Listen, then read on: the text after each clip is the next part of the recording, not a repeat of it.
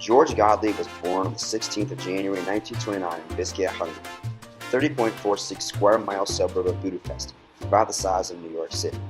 He fit into a large Jewish community there with a large synagogue. Mr. Gotlieb was extremely close to his parents, Imre and Rose Gotlieb. Imre served in World War I in the Austro-Hungarian Armed Forces and was a merchant and owner of a wholesale business. George Gotlieb lived in a very close and athletic family, and he loved being active with his brother and parents. He especially loved playing sports. George, along with his brother Louis and his father Imre, adored soccer. They frequently went to professional soccer games in Hungary until it was forbidden. George had to grow up with constant harsh anti-Semitism. At school, kids called him a dirty Jew and refused to befriend him. They also called him a little Jew SS officer. At the time, children wore caps to school with their uniforms identifying them as students. The Jewish students had hats with Jewish insignia, and consequently, kids would spit at the Jewish students. Later came the Jewish restrictions and educational laws. First, numerous clauses meant that 5% of the Jewish population could attend public schooling. At the time George was 10 years of age, numerous nullis meant absolutely no Jews allowed in public schooling. All Jews had to be transferred to Jewish schools. This was the first law George understood as a child because it was the first one that affected him. On March 19, 1944, the Germans invaded and occupied Hungary. George and his brother were at a professional soccer game when suddenly the Germans came rolling in with tanks. Around halftime, Louis turned to George and said, "Let's go home. There's no time to be here." This was when they knew that Hungary had been occupied, even though the Nazis did not officially announce it on the radio. Biscaya, Hungary was 20 miles west of Budapest and was occupied first, so they knew the Germans were coming even before the radio announced it in Budapest. Later on, George's family was taken to the Komárom ghetto in Budapest. From Budapest, they were taken to an internment camp called Kistarcha, around 30 miles southwest of Budapest, and originally a camp for arrested criminals. Their father's position in the Hungarian armed forces served them well, but Imre sacrificed a lot of money to get his sons out of Kistarcha. One day, 2 SS officers brought the boys to Budapest. A man named Bert took them home. This is when their attitude totally changed. They were defiant and not willing to take orders from the SS guards, and they openly told their parents that they wanted to run away. In May, all Jews were marched up to the railroad station near the ghetto and put into cattle cars. George recognized everyone. There was one pail of water for everyone, and this was the first time George understood dignity. He and Louis had to watch as people they knew and respected had to humiliate themselves in front of everyone. George and Louis had to empty the pail every night. Later, they were deported to Auschwitz. The first thing George remembers is the stench.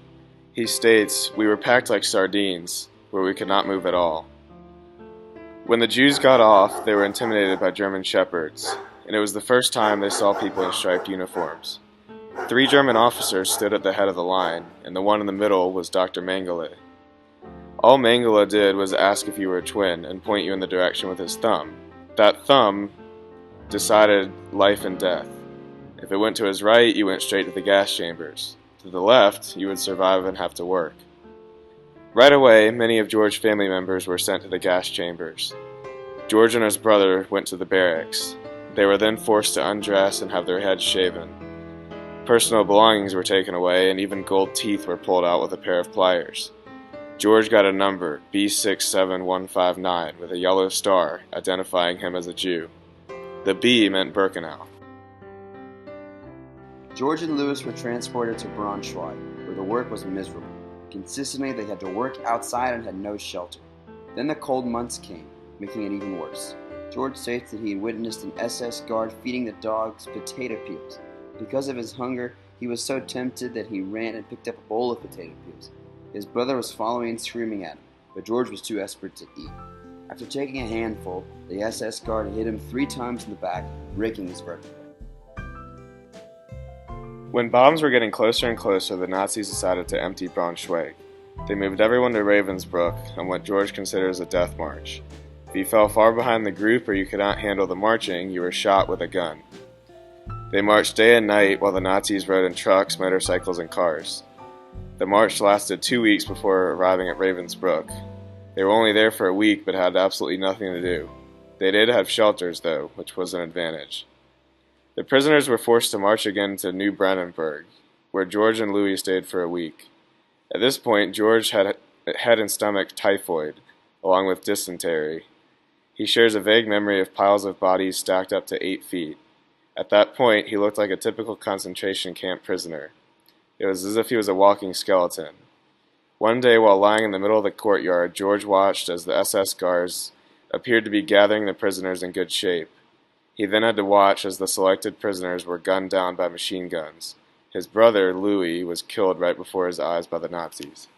The SS guards left, and after about 30 minutes, American tanks with white stars started rolling in. Even though the camp was liberated, they still had more work to do.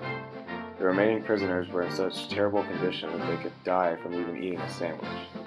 They were in luck, though, when next came the Red Cross.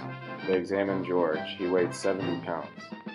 Mr. Gotlieb stayed there for a long time under the aid of the Red Cross, where he learned how to walk again. Doctors had a tough time, though, helping him recover because they couldn't even find a place to inject him with medicine. George, along with 5 Hungarian boys, went to Hungary. While George was convincing himself that Mommy was alive, he knew the chances were slim. He arrived at a synagogue in Prague and then went to what remained of his old house. The same furniture truck driver that drove him home before informed him of another Jewish family in Biscuit. He learned that his mother died in Bergen-Belsen, so George and a cousin went to a displaced persons camp in Germany called Lippheim. George was 17 and became a teacher for little orphans. He taught them how to be quiet, table manners, and more. While living in the displaced persons camp, he received tremendous help from the Organization for Rehabilitation through Training and the United Nations Relief and Rehabilitation Administration. Much of their help came financially so that George could buy himself clothing and other necessities. They also taught George parenting skills.